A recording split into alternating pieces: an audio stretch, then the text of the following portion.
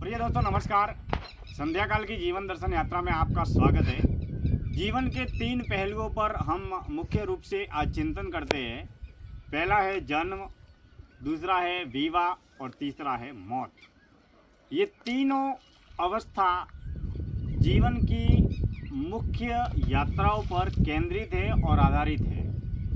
मित्रों, जन्म हमारे जीवन की हमारे लिए सबसे महत्वपूर्ण और महान घटना है।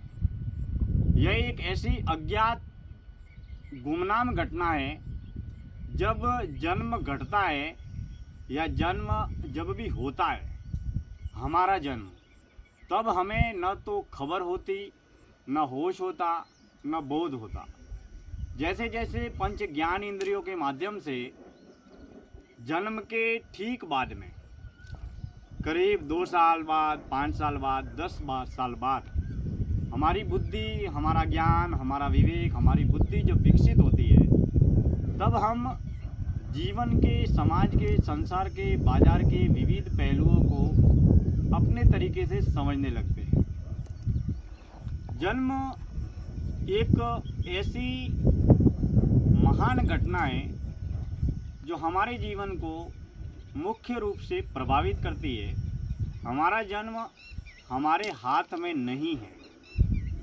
हमारा जब जन्म हुआ था तब हमें खबर भी नहीं थी कि हमारा जन्म हुआ है। जन्म होने के बाद में जैसे जैसे बाल बुद्धि से किशोरावस्था में हम प्रवेश करते हैं, तो धीरे धीरे जन्म के प्रति, जीवन के प्रति, समाज के प्रति, संसार के प्रति, परिवार के प्रति हमारी बुद्धि भी विकसित होती है, हमारा देह भी विकसित होता है, हमारा मन भी विकसित होता है और जीवन के विविध पहलुओं के बारे में हम विस्तार से जानने, पहचानने, समझने लगते हैं।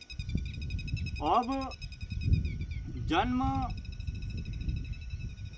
विवाह और मौत, इन तीनों घटनाओं को हम संसार के बाजार में सजगता, सजीवता और जागरूकता के साथ में होश में रहकर, होश में जीकर अगर हम देखें तो तीनों घटनाओं में विविध तरीके का अभिनय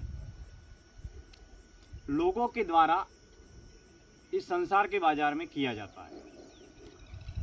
जन्म के वक्त जो भी घर में, परिवार में, समाज में एक अलग तरीके का वातावरण होता है, उस वातावरण को हम मौन और मुक्त होकर देखें। विशेष रूप से तब जब हमारे घर में, परिवार में, रिश्तेदारों में, मित्रों में, पड़ोसियों में जब भी किसी का जन्म होता है। जन्म के वक्त हमारा जीवन एक कोरा कागज़ की तरह होता है, एक बिल्कुल गीली मिट्टी की तरह होता है। जिस तरीके से गीली मिट्टी होती है, उसका किसी भी तरीके की मूर्ति का या किसी भी पदार्थ के रूप में उसका कोई भी आकार नहीं होता है, वह मात्र गीली मिट्टी होती है। या फिर कोरा कागज़ होता है, उस कोरे कागज़ पर कोई भी लिखा नहीं गया है, यानी कि उसकी कोई जान पहचान नहीं है। बच्चे का जन्म जब भी होता है, तब जन्म के वक्त उसका कोई नाम भी नहीं होता है। जैसे जैसे वो बड़ा होता है तो धीरे धीरे उसका नामकरण संस्कार होता है और फिर घर, परिवार, जाति, धर्म, पंथ, मजहब के अनुसार जीवन की, ये जीने की, संसार में रहने की प्रक्रिया आगे बढ़ती है। संस्कार, भाषा, वेशभूषा, व्यवहार, परिधान, धर्म, जाति, पंथ, मजहब, जिस घर, परिवार, कुल, समाज, संस्कार में जन्म लिया है, उसी के अनुरूप हमारा जीवन बनता है। अब जन्म के बाद में अगली कड़ी जो आती है वह है विवाह। विवाह और मौत दोनों महत्वपूर्ण घटना है।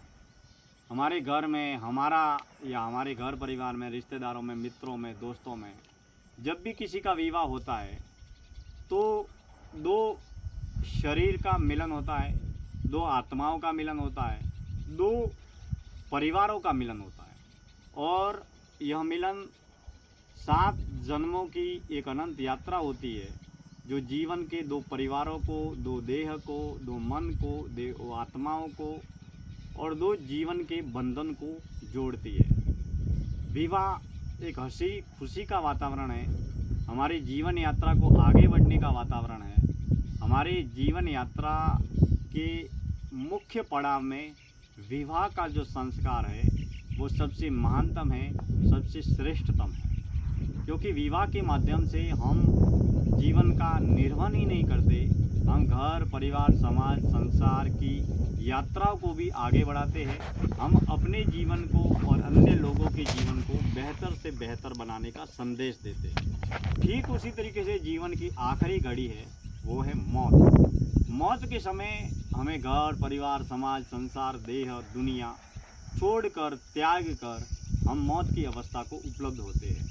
अर्थात हमारे देह में जो ये श्वास चल रही है, मन को और तन को जोड़ने का कार्य जो प्राण ऊर्जा करती है, और प्राण ऊर्जा का एक रूप है वह है श्वास।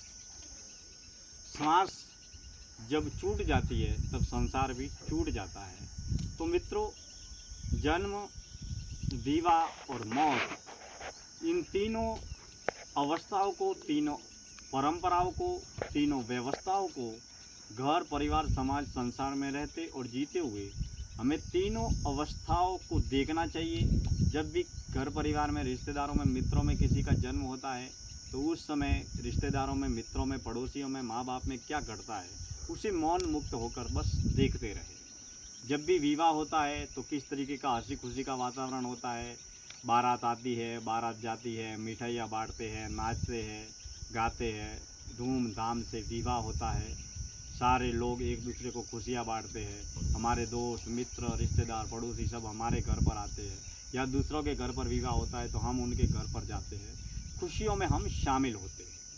तो उसको भी सजगता सजीवता और जागरूकता के साथ में देखना चाहिए। ठीक उसी तरीके से हमारे ही घर परिवार में या अन्य के घर परिवार में दादा दादी का, मित्र का, दोस्त का, रिश्तेदारों का, पड़ोसियों का स्वाभाविक मौत होती है, कोई दुर्घटना होती है, कोई आत्महत्या होती है, हत्या होती है, या किसी भी तरीके की मौत जब भी होती है तो दुख दर्द पीड़ा और बहुत ही बेचैन आकुल व्याकुल वातावरण होता है। मौत के समय जब वह व्यक्ति हमारे बीच में नहीं रहता है तो उसके न रहने का और उसके अच्छे कार्यों को, उसके बुरे कार्यों को हम याद करते हैं। विशेष रूप से अच्छे कार्यों को विशेष रूप से याद किया जाता है और उसके न होने का दुख जाहिर करते हैं।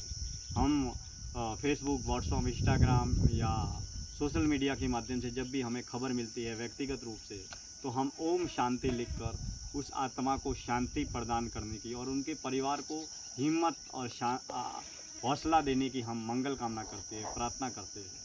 तो मौत के समय भी अलग अलग तरीके का जो वातावरण होता है वो हर परिवार, हर जाति, हर पंथ, हर मजहब में अलग अलग तरीके से होता है। लेकिन मित्रों, मौत तो आखिर मौत है। धनवान हो, बलवान हो, अमीर हो, प्रसिद्धि हो, नाम हो, गुमनाम हो, कोई भी व्यक्ति हो, एक न एक दिन मौत हर व्यक्ति की होने वाली है। तो मित्रों, जीवन के अगर हर पहलू को हमें समझना है तो जन्म को, विवाह को और मौत को हमें बेशक घर परिवार समाज संसार में रहते हैं, इसके लिए विवाह में हमें हंसी खुशी के साथ में रहना और जीना चाहिए। मौत के वक्त हमें रोना चाहिए, जन्म के वक्त भी हमें खुशियाँ बांटनी चाहिए। लेकिन मित्रों, एक सजग जागरूक साधक को जन्म विवाह और मौत ही नहीं, जीवन की हर घटना को, हर अवस्था को होश में रहकर साक्षी भाव में देखना चाहिए। हालांकि घर परिवार समाज संसार में जो भी जिस तरीके के व्यवहार है उसका पालन जरूर करना चाहिए, उसके अनुरूप जरूर चलना चाहिए। घर परिवार समाज संसार बाजार के जो भी बने बनाए रीति रिवाज है, परंपरा है, उसका निर्माण सामाजिक व्यवहारिक जीने के लिए और सामाजिक व्यवहारिक बने रहने के लिए उसका पालन बहुत ही ज़रूरी है। क्योंकि हम समाजवाद का पालन करते हैं, हम घर परिवार समाज संसार में रहते हैं, लेकिन भीतर के तल पर मौन और मुक्त रहकर सुख और दुख की तमाम घटनाओं को मात्र एक घटना की तरह, मात्र एक कर्म की तरह, मात्र एक अभिनय की तरह, मात्र एक नाटक की तरह देखना चाहिए, जो जन्म से मरण तक का सफ़र तय करने के लिए पंच विकार है, काम क्रोध लोभ मोह अहंकार, इन पंच विकारों को भोगने की यात्रा है और जन्म से मरण तक का सफ़र तय करने की यात्रा है। जन्म के बाद में बचपन, बचपन के बाद में किशोरावस्था, फिर जवानी, फिर बुढ़ापा, फिर मौत। इस तरीके से ये जीवन की यात्रा नियमित निरंतर आगे बढ़ती चली जाती है। और जैसे जैसे अलग अलग अवस्था, अलग अलग उम्र, अलग अलग परिपक्वता के हिसाब से व्यक्ति में सोच समझ बुद्धि विकसित होती है। यह बात सत्य है कि सत्य की खोज की भूख तड़प प्यास बहुत कम लोगों में होती है, लेकिन संसार में रहकर अमीरी प्रसिद्धि मान सम्मान पद पुरस्कार मोह अहंकार के बंधन से हम ताउम्र जुड़े रहते हैं। ताउम्र हम दुनियादारी और दुकानदारी के दलदल में धंसे और फंसे रहते हैं। हमारी पंच ज्ञान इंद्रिया ताउम्र बाहरी बहिर्मुखी संसार बाजार में ही सक्रिय रहती है, समर्पित रहती है। हम मन से मुक्त नहीं हो पाते हैं, हम मोह और अहंकार के बंधन से भी मुक्त नहीं हो पाते हैं, इसलिए हम सुख और दुख से भी मुक्त नहीं हो पाते हैं। मौत से बचा भी नहीं जा सकता। इसके लिए दोस्तों जीते जी जीवन को जान लेना चाहिए। हमें बिना किसी बाहरी बाजारू बदलाव के, हमें बिना किसी विशेष किस्म का चोला पहने या चोला बदले, बिना किसी प्रकार का कोई भी संगठन खड़ा किए या बिना किसी संगठन से जुड़े हमेशा मौन रहकर मुक्त रहकर शाश्वत सत्य की खोज करते रहना चाहिए।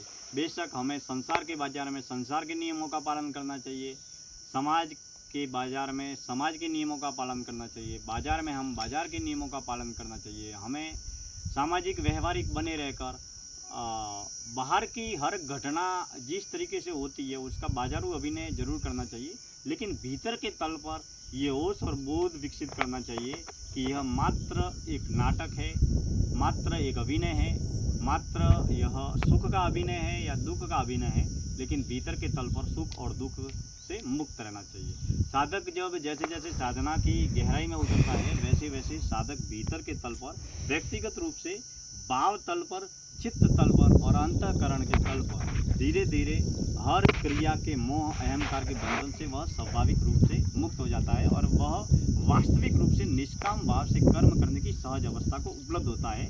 लेकिन यह घटना तभी घटेगी जब साधक आंतरिक आध्यात्मिक यात्रा के जरिए भीतर के रूपांतरण की ओर बल देगा और मौन ध्यान होश साक्षी और एकांत और कर्तव्य और सेवा साधना के माध्यम से उसके जीवन में महान क्रांतिकारी आध्यात्मिक रूपांतरण घटेगा।